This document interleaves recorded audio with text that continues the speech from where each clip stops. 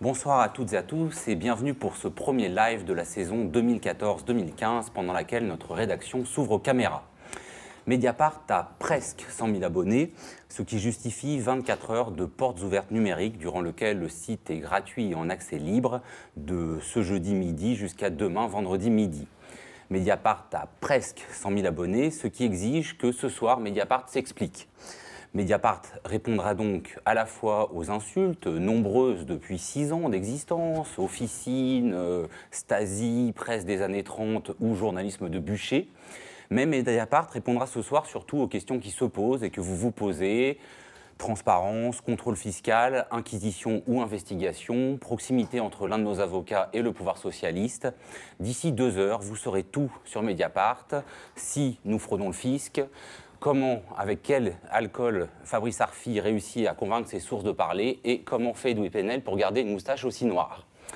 Avant cela, à 19 heures, notre traditionnelle séquence retour sur enquête. Et maintenant, pour une petite heure, de 18 heures à 19 heures, j'ai le plaisir et l'honneur d'accueillir un écrivain, un traducteur, un voyageur qui fut aussi un libraire et un éditeur. François Maspero, bonsoir. Bonsoir, ça fait beaucoup tout ça. Oui. Ça fait beaucoup, et pour nous et pour vous. Mais quand même, une petite question préliminaire. Pourquoi est-ce que votre parole publique est devenue si rare ? Est-ce que c'est pour des raisons personnelles ou parce oui, que... c'est pour des raisons personnelles. C'est pas par lassitude devant la marche du monde après tant de combats ? On pourrait aussi interpréter les choses comme ça, parce que je ris, mais c'est pas drôle. Oui, on peut dire ça aussi, mais c'est pas ça. C'est une succession de deuils successifs qui m'ont empêché, qui font que je ne peux plus écrire. Voilà. Là, vous n'écrivez plus du tout. Je ne peux plus écrire. Alors, je peux traduire. Je peux traduire et j'ai traduit 80 livres. C'est absurde. Enfin, il y en a une dizaine qui étaient bons. Sur les 80, c'est pas mal. Oui, c'est quand même pas mal. Oui. Donc du coup, vous gardez un travail de passeur, on peut dire. Oh, l'histoire du passeur, moi je m'en méfie. Ah bon ? Parce que... Bah, je sais pas, je trouve que on la rencontre un peu partout et puis ça fait partie aussi des gargarismes habituels des traducteurs. Nous sommes des passeurs. Voilà. Alors quand ils disent pas nous sommes des créateurs, parce que là c'est encore pire. Voilà, on peut invoquer une autre figure que le passeur, c'est celle du crieur, parce que c'est ce qui fait au moins le lien visible et visuel entre Mediapart et les éditions Maspero. Alors là, j'ai été extraordinairement heureux quand vraiment formidablement heureux quand Edoui a pris comme sigle de Mediapart le petit crieur de journaux, qui est apparu dans mes éditions en 67. Mais alors, il y a un problème, c'est que quand j'ai quitté les éditions en 82, mes successeurs se sont dépêchés de labelliser ce sigle. Moi, j'avais jamais pensé, c'était absurde, et puis ça coûte très cher. Déposer ça au ministère de l'Industrie, c'était un peu bizarre. Ce qui fait que, de toute manière, il fallait le dessiner autrement. Bon, mais je trouve que le logo de Mediapart est magnifique, et franchement, j'étais vraiment, je répète, extraordinairement heureux que Edoui Plenel ait pensé à ce bonhomme. Mais alors, il était paru en 67 dans les œuvres complètes de Potier, d'Eugène Potier, qui était édité, qui était réuni, des œuvres complètes, hein, d'Eugène Potier, l'auteur d'International, mais il en a écrit beaucoup d'autres. Et l'auteur s'appelait Brochon, et j'avais fait ce livre absolument insensé en 67, voilà. Mais il était parmi plein de petites gravures. Et après, je l'ai trouvé tellement... Et je me suis attaché à lui, et finalement, il est devenu effectivement... il est apparu sur tous mes livres, finalement. Et pourquoi vous aviez choisi cette figure ? Est-ce que l'important dans le crieur, c'est le cri ou la distribution d'informations ? Oh là là, je ne sais pas, oui, c'est tout ça. Ce que je dis souvent, c'est que quand j'ai commencé à être éditeur en 59, le livre avait encore un statut plus important qu'aujourd'hui, c'est-à-dire que c'était un médium presque de premier plan. Donc le cri, l'information, les deux, oui. L'information était plus directement véhiculée par les livres, oui. déjà à l'époque. Oui. Aujourd'hui, il y a tellement d'autres médiums, médias. Bon. Alors même si vous n'écrivez plus, François Maspero, je dirais que ma génération vous connaît d'abord comme écrivain, mais c'est vrai que la génération au-dessus vous connaît d'abord comme éditeur. Comment et pourquoi vous êtes devenu éditeur? Ah bah c'est parce que au sortir de la guerre, où j'avais été très jeune, pris quand même dans des histoires de résistance, mais très très jeune, enfin c'est surtout par ma famille, et compte tenu de la participation de ma famille à la résistance, et puis de ce qui s'en est suivi, c'est-à-dire la mort de beaucoup, enfin particulièrement de mon frère et de mon père, j'étais bon à rien. Alors j'ai cherché alors j'ai quand même fait un effort. J'ai été recalé 4 fois à mon bac, j'ai été reçu à la 5e, et j'ai préparé un certificat d'ethnologie. Ce qui m'a mis en contact avec beaucoup de choses. Et à l'époque, l'ethnologie, c'était franchement, pour lire Lévi-Strauss, c'était déjà une ouverture extraordinaire, ou Ballandier. Bon, mais en fait, j'ai cherché, je me sentais bon à rien, donc j'ai cherché un métier de bon à rien. Donc je trouvais que libraire, c'était pas mal. Après, j'ai été un peu déçu parce que je trouvais qu'il y avait quand même pas mal de travail, il fallait scoltiner beaucoup de cartons et tout ça. Bon.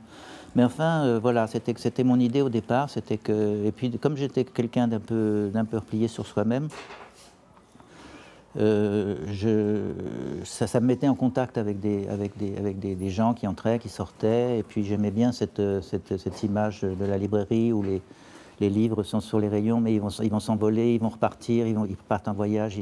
Voilà, c'est une très jolie image que j'aime bien, comme des oiseaux voyageurs. Voilà. Et puis, ça ne m'a pas suffisamment plu, et puis je me suis intéressé à la chose. Je voulais faire de l'édition de poésie, et puis, manque de chance, c'était la guerre d'Algérie, donc j'ai commencé à publier des livres qui ont été interdits sur la guerre d'Algérie, sur les livres de Frantz Fanon, des livres, voilà, toute une série d'ouvrages qui ont tous été interdits, qui m'ont valu énormément d'inculpation. Ça n'a jamais été. J'ai fait beaucoup de comparutions au palais de justice, mais j'ai même été inculpé aussi devant le tribunal militaire, mais à l'époque ça existait encore. Hein.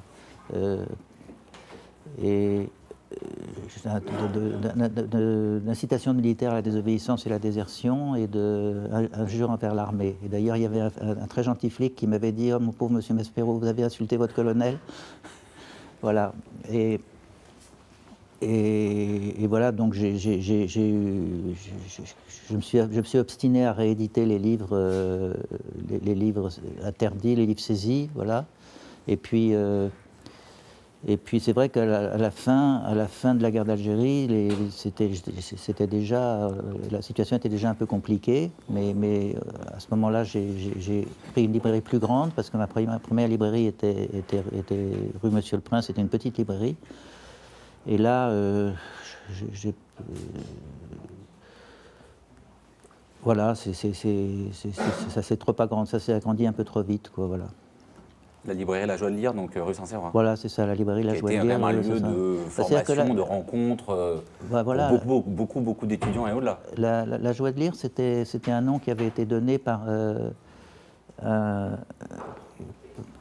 c'était une librairie qui était tenue par un pétainiste, et il avait appelé ça La Joie de Lire, je ne sais pas, youplala. Je m'étais toujours dit, je vais quand même changer le nom, et puis j'ai jamais eu le temps de changer le nom. Et ça allait rester jusqu'au bout, oui. D'accord, donc vous avez fait d'une librairie pétainiste le lieu de rencontre de tout ce que la gauche des années 60 et 70 comptait d'individus. Oui, parce qu'elle avait été mise sous séquestre, je crois, à la Libération. Enfin bon, voilà. C'était une forme de revanche quand même pour un enfant de résistant, avec le père déporté à Buchenwald, frère mort. Oui, frère mort au combat, oui. Sans oublier ma mère qui est revenue vivante d'un camp de représailles. Voilà, bon. On a intitulé, parce que Mediapart, on a un peu le sens de l'emphase, cet entretien « Le combat pour l'indépendance ». C'est de l'emphase. Mais comme on dit tout, on avoue qu'on aime bien quand même des grandes formules, tout ça. Mais j'avais pas remarqué. Vous parlez dans votre livre autobiographique d'indépendance d'esprit. Et je me demandais, ça vient d'où l'indépendance d'esprit? Justement, c'est familial ou pas? Comment est-ce que ça s'acquiert, ça se... Ah ben je crois, oui, peut-être c'est familial parce que oui, je pense que j'ai été heureux de voir que mon père avait participé à une revue vers 1924 où il parlait de la mise en cause, où il était question de la mise en cause de la suprématie européenne, par exemple, de la suffisance des intellectuels européens voilà. Peut-être il y a ça, peut-être que j'ai beaucoup appris de mon frère qui était plus âgé que moi, qui avait 7 ans de plus que moi, qui était un vrai communiste, c'est-à-dire que probablement il ne serait pas resté communiste longtemps après la libération. Enfin, je le pense sincèrement. De toute manière, j'avais trouvé très bien camouflé sous des couvertures de livres de classe l'autobiographie de Trotsky. Mais c'est pas ça qui m'a fait trotskiste par la suite, non, c'est tout à fait autre chose. Voilà, indépendance d'esprit, je ne sais pas.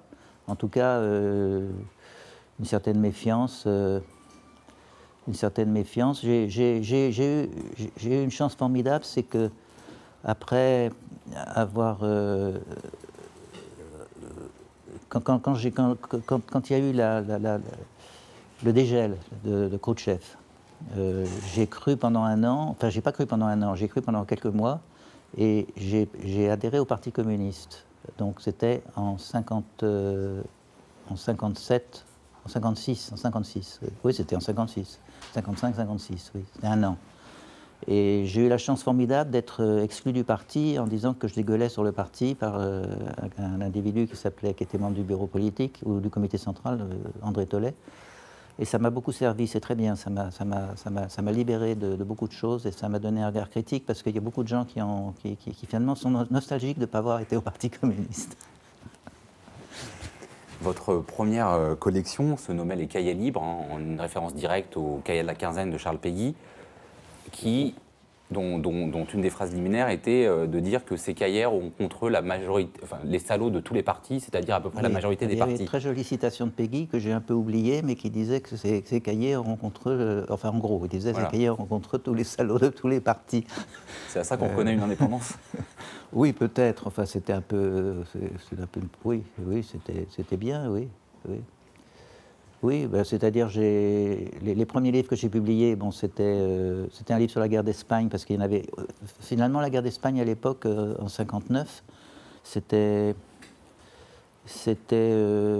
un sujet qui avait été oublié, qui était peut-être aussi une honte hein, pour l'absence d'aide à la République espagnole. Je ne sais pas, il y avait... Et puis la manière dont on avait traité les républicains espagnols dans les camps, etc. En tout cas, le premier livre que j'ai publié, c'était un livre qui n'était pas très bon, mais qui était de Pietro Nenni, qui s'appelait La guerre d'Espagne. Bon, et c'était bien parce que comme il n'y avait rien sur le sujet, après il y a un livre de Brouet et Témine qui est venu aux éditions de Minuit, qui était beaucoup plus intéressant, mais là il n'y avait vraiment rien. Et puis tout de suite, j'ai publié un livre que j'avais vraiment à cœur de le publier parce que je l'avais remarqué dans mes études d'ethnologie. C'était Au pied du mont Kenya de Jomo Kenyatta, qui à l'époque était en prison et qui était quand même, c'était formidable. C'était un indigène qui fait une thèse sur sa propre société. Et Jomo Kenyatta était à l'époque en prison. Et puis tout de suite, grâce à... J'étais en relation beaucoup avec des militants anticolonialistes un peu de partout, et notamment qui n'étaient pas encore entrés en lutte contre l'État portugais, mais tous ceux des colonies portugaises, donc Amilcar Cabral, et Mario de Andrade, Mario de Andrade qui m'a dit, qui était le dirigeant du mouvement pour la libération des peuples de l'Angola, qui m'a dit que Frantz Fanon n'arrivait pas à publier son livre. Il y avait de quoi, On pouvait imaginer pourquoi, parce qu'aucun éditeur ne pouvait publier un brûlot pareil. Ça s'appelait L'an 5 de la Révolution algérienne. Et donc j'ai écrit à Fanon, et Fanon m'a tout de suite répondu. Il m'a envoyé le manuscrit et j'ai publié le livre, qui a été évidemment saisi assez rapidement. Voilà. Dans l'idée, quand on parle des éditions Maspero, on dit souvent que c'est des éditions engagées, évidemment, et notamment engagées dans le combat anticolonial. Et en même temps, dans un de vos textes, vous n'avez pas l'air de trop aimer ce terme appliqué à un éditeur. Non, j'aime pas beaucoup. Non, parce que ça suffit pas. L'édition, ça suffit pas pour un engagement. Je veux dire, moi, pendant la guerre d'Algérie, je me suis pas borné à faire de l'édition. C'est-à-dire que j'ai participé au réseau Janson, j'ai fait passer des frontières, et puis à un moment donné, j'ai été convoqué à la Fédération de France du FLN qui était en Allemagne, et où ils m'ont dit ça suffit comme ça, parce que franchement, si tu fais de l'édition d'un côté, tu fais te lire des livres, et puis que tu fais passer des frontières, c'est vraiment trop. Ils vont finir par faire le lien. Bon. Et puis j'ai publié une revue que Francis Janson avait fondée, qui était clandestine, qui s'appelait Vérité pour. Voilà. Ça, c'était un engagement déjà plus concret. Et d'une manière générale, toute ma vie, je n'ai signé de pétitions, vraiment, que ces pétitions, je m'engageais d'une manière concrète à faire quelque chose à partir de ça. C'est-à-dire que depuis le manifeste des 121, c'est-à-dire le manifeste sur le droit à la soumission de 61, jusqu'à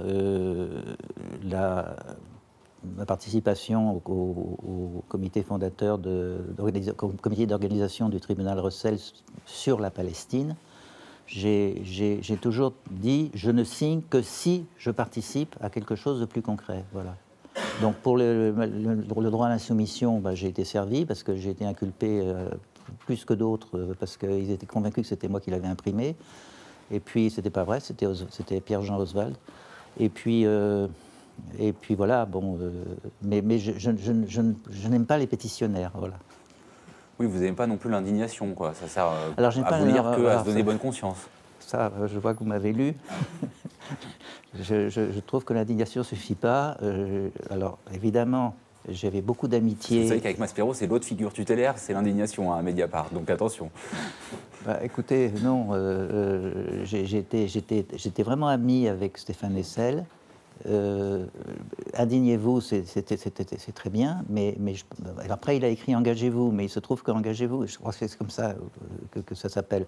Mais manifestement, ça a été beaucoup moins lu que Indignez-vous. Indignez-vous, c'est formidable, je peux pas dire le contraire, mais je trouve que moi j'ai écrit un livre sur la conquête de l'Algérie, qui s'appelle L'honneur de Saint-Arnaud, et qui est l'histoire d'un général particulièrement qui aimait bien brûler les villages et enfermer les gens dans des grottes et les enfumer. Mais je n'ai jamais pensé qu'il fallait en plus dire ah, regardez comme il est méchant. Pour moi, ça tombe sous le sens. Si les gens ne comprennent pas tout de suite qu'il est méchant, voilà, c'est aussi simple que ça, quoi. Est-ce qu'il y a certains livres que vous regrettez d'avoir édités? Ah oui. Oui, mais vos questions, vous les connaissez. Vous connaissez déjà la réponse. Ah non? Oui, si. J'ai lu que vous parliez de couacs. C'est pas un regret, un couac. Oh si, c'est des couacs. Voilà. J'avais une idée. J'avais une idée qui malheureusement n'a pas tenu avec le temps, mais qui était que notre direction, devait être collective. C'était une idée que j'avais eue vers 67.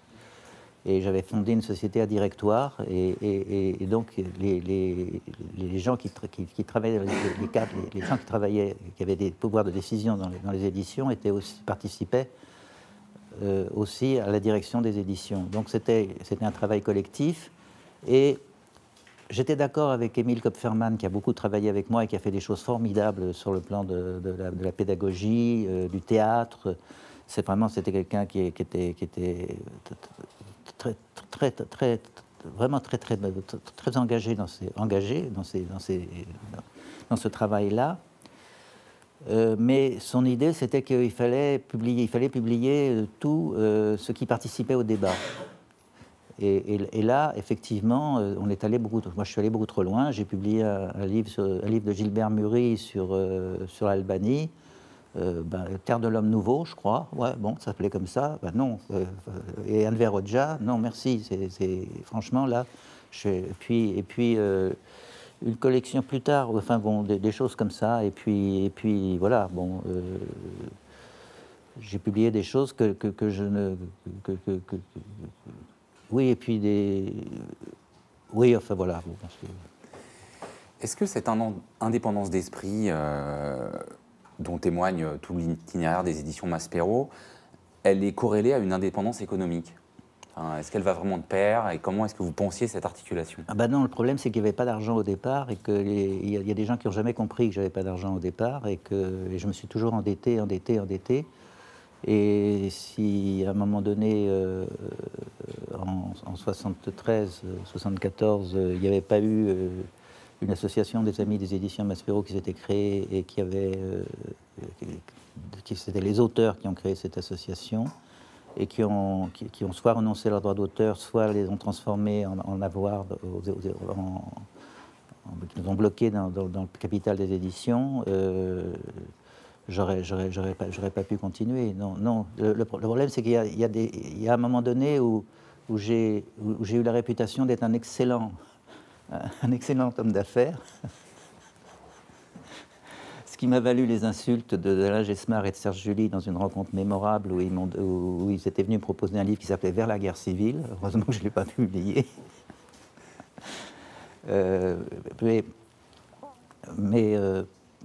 Et il y a des gens qui pensaient qu'ils pouvaient me prêter de l'argent parce que j'étais un excellent homme d'affaires. Mais en fait, j'étais extrêmement mauvais. Et puis surtout, quand j'ai commencé à publier, après 68, je me suis obstiné à publier une revue qui s'appelait Tricontinental et qui était sous le collimateur dans le collimateur du ministre de l'Intérieur de l'époque, parce qu'il ne pouvait pas s'attaquer au Parti communiste, c'était trop gros, il ne pouvait pas s'attaquer, il dit qu'il y avait un complot en Union soviétique, c'était trop gros, donc il avait trouvé un petit machin, là, c'était moi, et il me tapait dessus, et donc cette histoire de revue Tricontinentale, je me suis obstiné à la publier alors qu'elle n'était pas bonne. Et puis j'ai publié des livres quand même qui étaient intéressants, qui étaient sur un grand ami de la France. J'ai été même condamné à 3 mois de prison, que je n'ai pas fait parce que Pompidou a la bonne idée de mourir et Giscard de décréter une amnistie. Mais sur un grand ami de la France, que c'était Mobutu, oui, j'ai publié plusieurs livres. Vous n'avez pas insulté seulement là, mais vous avez insulté aussi des chefs d'État étrangers, c'est ça voilà, ça s'appelait, voilà, bon. Et puis, oui, enfin voilà, j'ai des livres comme ça. Oui. Et alors pourquoi François Maspero, alors que, comme vous l'avez dit, vous avez quand même subi de nombreuses inculpations, des amendes, privation de droits civiques aussi, il y avait eu condamnation à 3 mois de prison, même si finalement vous ne les faites pas en raison de l'amnistie. Pourquoi est-ce que les éditions Maspero s'arrêtent en 1982? C'est-à-dire un moment où théoriquement vous ne pouvez plus être inculpé. J'en avais marre, mais j'en pouvais plus, moi. Ah oui? Ah non, c'était plus possible.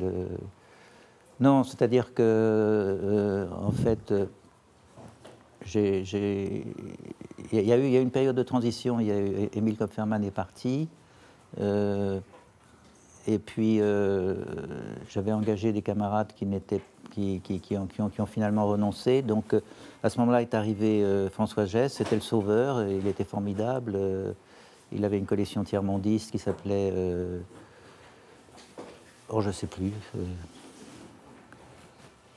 Enfin bon, bref. Et j'ai pensé qu'il pouvait remettre en route, il pouvait pratiquement me succéder même. Et puis il m'a tellement bien succédé qu'il m'a succédé. Alors c'est très bien. Non mais en fait, c'est une très bonne chose. Je pense que j'étais usé, que j'ai toujours dit, mais ça, je l'ai entendu aussi de la bouche d'Edoui Plenel, donc je ne peux que le répéter, c'est que le métier est formidable et la profession n'est pas à la hauteur, pour rester poli. Bon, donc On m'a demandé récemment, dans un dîner en ville, pourquoi j'étais plus éditeur, pourquoi j'avais quitté l'édition, et j'ai répondu que c'était parce que c'est un métier de proxénète. Bon, mais enfin, voilà. Vous le pensez toujours? Non, mais je pense que non, c'était une provocation, c'est une provocation. D'ailleurs, elle a atteint son but parce qu'il y avait, des gros éditeurs ce soir-là, et j'ai pas été réalité. Non, non, non, je pense pas. Il faut pas exagérer, mais en fait, je me suis rendu compte beaucoup trop tard, et franchement, j'aurais mieux fait de m'en rendre compte avant que j'étais pas fait ni pour le pouvoir d'avoir une véritable entreprise, non, que j'étais pas autoritaire, et que je n'étais pas fait non plus pour avoir le pouvoir sur le choix des livres. C'est très très démoralisant de dire voilà, on ne publie pas tel livre pour telle et telle raison, etc. Et puis en plus, les Français, ils ont une fâcheuse tendance à vous demander de noter, de leur donner des notes. Oui, d'accord, vous avez fait mon livre, mais pourquoi? Est-ce que vous pouvez me dire quelle raison? Franchement, s'ils font en plus, voilà, bon, j'étais incapable de leur donner un jugement simplement. C'est quelque chose oui. Puis, enfin, je sais pas, j'ai toujours pas de réponse. Hein. Les éditions Maspero ont été l'incarnation d'un combat contre le colonialisme. Est-ce que aujourd'hui, voilà, quand même plusieurs décennies après la publication des livres chez Maspero, enfin de votre édition, comment vous considérez la manière dont cette question coloniale travaille encore à la société française? Est-ce que vous avez l'impression quand même de forme d'apaisement, ou au contraire que toutes les failles se sont accentuées? Je pense que énormément de failles sont restées, et que certaines sont en train de se creuser de nouveau, c'est évident. On ne va pas se cacher derrière son petit doigt. En règle générale, je pense que j'ai traversé une période d'immense espoir. Je pense que quand Chris Marker a appelé Le fond de l'air est rouge, dont j'ai publié le texte par ailleurs, scène de la Troisième Guerre mondiale, il pensait, avec ce titre, Le fond de l'air est rouge, il pensait qu'il allait se passer des choses, mais que c'était porteur d'espoir. Aujourd'hui, on est dans une période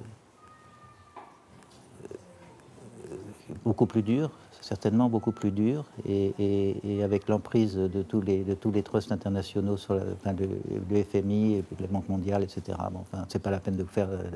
Mediapart est mieux placé que moi pour expliquer ces choses-là. Il y a une phrase que j'aime bien que citait beaucoup Georges Semprin, qu'il avait trouvée dans la fêlure de Fitzgerald. C'était on peut croire que les choses sont sans espoir et être quand même décidé, et pourtant décidé à les changer. Et je pense que voilà. De toute manière, vous avez parlé tout à l'heure. Non, vous n'avez pas parlé tout à l'heure, mais c'était dans la conversation qu'on a eue avant d'introduire le poétique à l'intérieur du politique, et ça, j'y crois énormément. Je veux dire que, pour moi, une injonction de Glissant pour. Oui, parce que on parlait d'Édouard Glissant, dont j'ai publié une revue, trois numéros d'une revue qui n'a pas continué malheureusement, et je pense que j'ai donné une très grosse importance, enfin une importance que je dis pas suffisante probablement, mais à l'intérieur de mes éditions, j'ai toujours donné une importance à la poésie. Et je pense que c'était un élément majeur de la poésie, la poésie à l'imagination, et voilà. Et pourquoi est-ce qu'il faut justement répondre à cette injonction de Glissant d'introduire du poétique dans le politique? Parce qu'on peut aussi avoir l'impression, face à toutes ces failles qui sont creusées, face à ces combats qui n'ont pas mené toujours justement à des mondes transformés, que certains des mots, certains des écrits ne sont pas très utiles, non? Ou du moins, enfin, on ne sait plus les réinventer. Est-ce qu'il n'y a pas un échec des mots, de l'écrit face à ça? Alors ça, j'en sais rien, probablement. Si vous qui le dites... Non, je vous pose la question. Non, mais vous êtes insisté. pour pas vous poser la question sur... Alors, est-ce que face à ces failles aujourd'hui, est-ce qu'il faudrait des nouvelles éditions Maspero?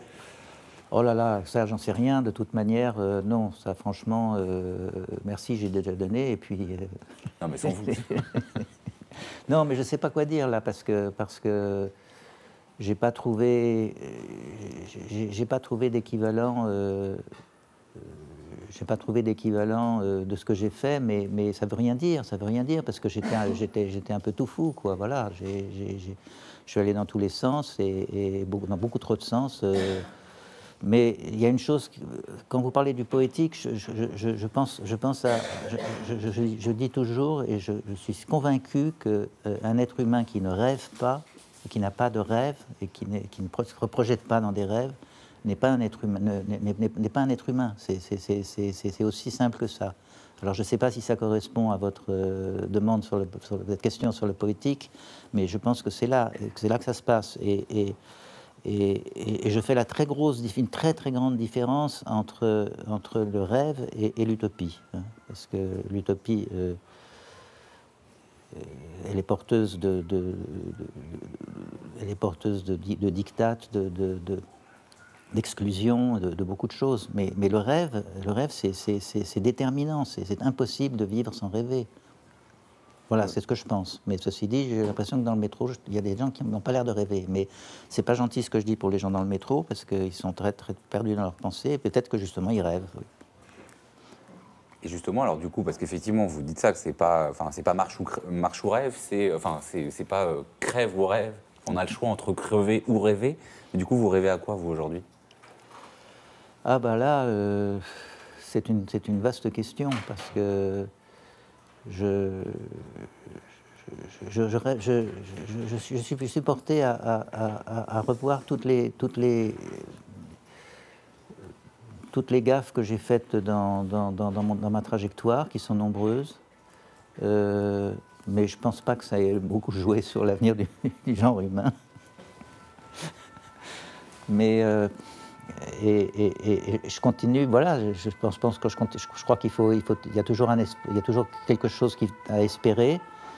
Je pense à l'avenir de mes enfants, de mes petits-enfants, et je ne peux qu'espérer que quelque chose se dessine pour eux, qui peuvent encore avoir des rêves et qui peuvent encore essayer de les réaliser. En 1982, quand vous arrêtez d'être éditeur, François Maspero, vous décidez, enfin en tout cas vous allez rendre compte de paysage humain. C'est un terme qui est repris à un poète turc, qui a aussi donné le titre d'une exposition qui vous a été consacrée en 2009. C'est quoi les paysages humains dont vous cherchez à ce moment-là à rendre compte, une fois que vous quittez, que vous dirigez plus vers l'écriture que vers l'édition?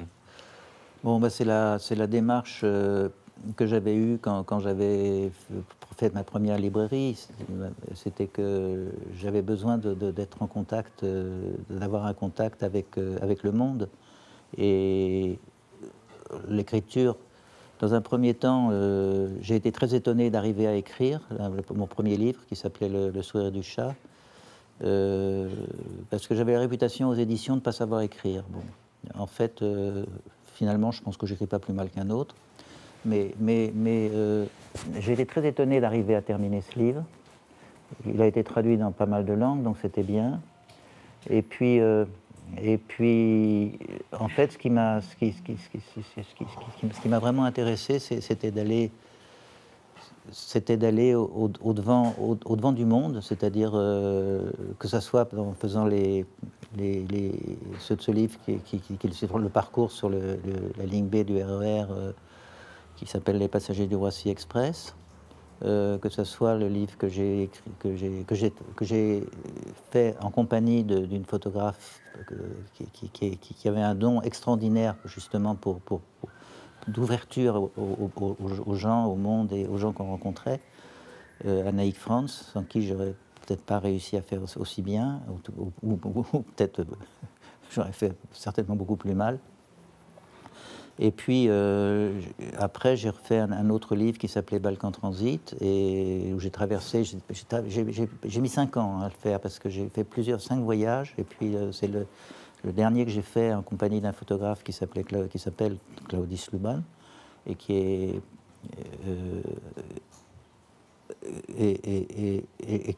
qui m'a permis de réunir tout ce que j'avais engrangé dans les voyages précédents. Voilà, et puis j'ai eu la chance de faire des reportages, notamment dans Le Monde, sur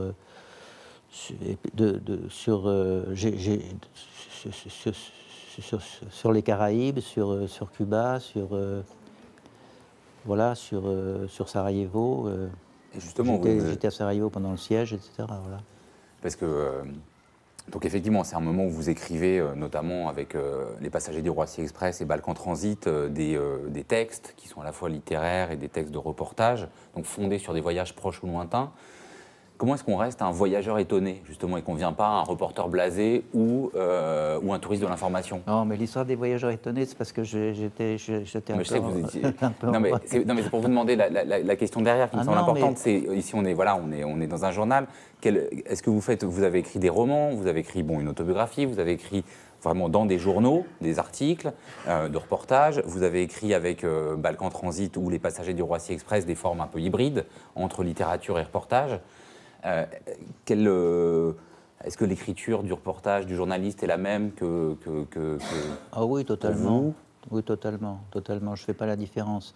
En fait, je m'étais lancé, quand j'ai écrit Le Sourire du Chat, je m'étais beaucoup documenté. J'avais rencontré, entre autres, des camarades de combat de mon frère. Et puis, j'avais eu la chance d'être beaucoup aidé par Chris Marker, qui a compté énormément dans ma vie, sans qui, je dis toujours, sans Chris Marker, je ne serais pas le peu que j'ai été. Voilà. C'est quelqu'un qui a compté d'une manière extraordinaire. Parce qu'il m'a aidé toute ma vie, il m'a aidé, il m'a soutenu, il m'a fait participer énormément, que ça soit... Nous sommes allés ensemble en Bolivie, dans un premier voyage, à l'époque où Régis Debray était prisonnier. Et après, j'ai fait un second voyage où j'ai été arrêté, et voilà. Et il m'a fait participer au groupe, ce qu'il appelait les groupes Mediaskin. C'est la grève à la Rodiaceta, et puis ensuite classe de lutte, et toute une série il m'a toujours beaucoup inclus dans son travail. Ça, je lui suis profondément reconnaissant. Et pour revenir, parce que quand même, moi ça m'intéresse cette manière d'appréhender le réel, notamment en reportage, en voyage. Vous dites quelque part qu'il ne s'agit pas, je vais mal vous citer, mais il ne s'agit pas de faire du monde un spectacle ni un tableau, mais de rentrer dedans. Vraiment, oui. Et c'est pas la question du long format, du petit format, du long courrier, c'est comment est-ce qu'on rentre dedans. Du coup, je vous repose la question, c'est avec des images à la Chris Marker, c'est avec une écriture plus journalistique, c'est comment on fait? Je sais pas. En fait, après avoir écrit Le Sourire du Chat, je me suis lancé j'ai eu la grosse tête, et je me suis lancé dans un livre qui s'appelle Le Figuier, qui est un monument. Il y a plein de personnages. J'en avais donné la moitié à lire à un éditeur au Seuil, et il m'avait dit il y a trop de personnages. Alors du coup, j'en ai rajouté un. Et après, je me suis dit non, c'est fini. Je me prends pour qui je crois que mon modèle, à l'époque, c'était Louis Guillou. Louis Guillou, qui a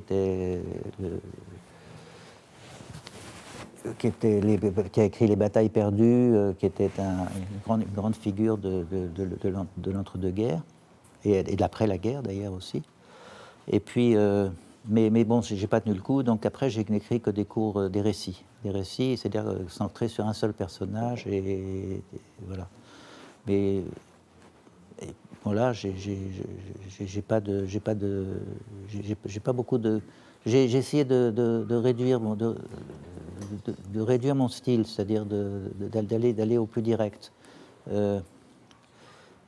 J'ai traduit un écrivain italien qui est mort malheureusement, que j'aimais beaucoup, qui s'appelait Francesco Piamonti, qui a écrit un livre qui s'appelait Les paroles la nuit. Et il disait que notre maître à tous, c'était Hemingway. Et il y a quelque chose, effectivement, dans Hemingway qui est très intéressant, c'est que Hemingway, il parle, les choses sont entre les lignes. C'est un don absolument extraordinaire. Et Biamonti avait ce don aussi. Mais il habitait en Ligurie, il était à la frontière. C'était une histoire de gens qui passaient la nuit, des populations qui passaient la frontière la nuit, la frontière de la France la nuit. Voilà. Vous citiez tout à l'heure la phrase de Scott Fitzgerald, il faut savoir que les choses sont sans espoir et être toujours déterminées à les changer. On pourra aussi citer une autre phrase que vous citez vous-même de Fanon, c'est fais de moi toujours un homme qui interroge. C'est ça l'attitude de l'écrivain que vous êtes? Oh, l'écrivain, je ne sais pas, parce que je me suis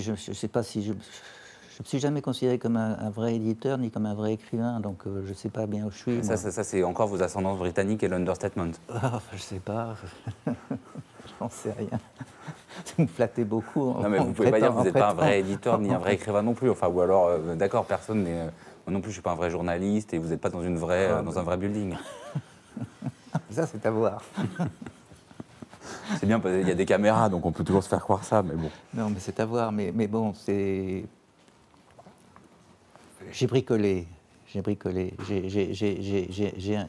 un ami qui se trouve être... enfin, j'ai un ami donc, qui se trouve le mari d'une cousine à moi, qui s'appelle Michel Piccoli et qui dit « Oh ben oui aussi, moi aussi j'ai bricolé ». Alors je ne sais pas si Piccoli, nous avons tous les deux des noms italiens, si Piccoli a tendance aussi à l'understatement, mais voilà. Pourquoi est-ce que vous avez appelé votre autobiographie « Les abeilles et la guêpe » ? Non, c'est une citation de Paulan. C'est une citation de Paulan que vous pourriez peut-être lire parce que. Là, je ne vais pas retrouver la page. Si, moi je vais vous la retrouver tout de suite.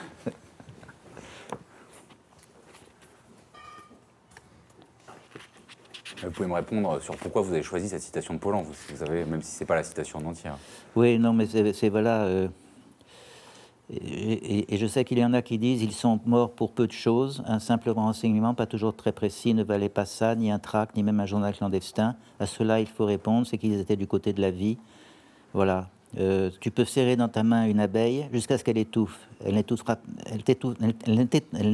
pas sans t'avoir piqué. C'est peu de choses, dis-tu. Oui, c'est peu de choses, mais si elle ne te piquait pas, il y a longtemps qu'il n'y aurait plus d'abeilles. Voilà, ce qui était arrivé d'ailleurs. Et la guêpe, c'est plutôt moi, quoi. Ah, du coup, c'est hargneux, quoi. Après cette citation, du coup, deux questions pour terminer cet entretien. Une question grave, c'est, vous avez commencé avec ça, mais comment vous faites pour vivre avec vos morts? Parce que vous dites bien qu'il ne s'agit pas de les pleurer, il s'agit de faire vivre ce qu'ils étaient. Non, mais ça c'est très bien. Ils sont présents, voilà. Ils sont présents. Je ne crois pas beaucoup à cette histoire de tant qu'on gardera la mémoire des morts, ils continueront à vivre, etc. Ça me semble très... Ça me semble quand même un peu... Mais je sais que ma fille, non, je suis content qu'elle ait choisi ce sujet de thèse parce qu'elle fait sa thèse sur les personnes déplacées après la guerre, c'est-à-dire les gens qui sont retrouvés en Allemagne et dont on ne savait plus quoi faire. Et ma fille m'a dit est-ce que tu parles quelquefois avec ton frère? J'ai dit oui, je lui parle tous les jours. Bon, alors une question plus légère pour terminer que Edoui Plenel m'a demandé de vous poser. Vous êtes quel lecteur de Mediapart? Quel lecteur de Mediapart? Vous lisez comment le journal? Tous les jours. Tous les jours? Ah bah oui. Vous dites pas ça parce qu'on y est, quoi. Non. Non, et je dis pas ça non plus pour juste voir le petit bonhomme. Le petit vendeur de journaux, non. Je vais tous les jours sur le site de Mediapart, sauf quand je suis en voyage, mais ça m'arrive de moins en moins souvent. Merci infiniment, François Maspero, d'être venu aujourd'hui donc, dans les locaux de Mediapart. À 20h30, Mediapart s'explique en direct et à l'occasion de la barre bientôt franchie des 100 000 abonnés, à la fois sur les accusations d'être la réincarnation de la Stasi et sur les autres questions qui se posent peut-être de manière plus intéressante. Mais tout de suite, dans une petite dizaine de minutes, la séquence Retour sur enquête. Merci beaucoup François Maspero.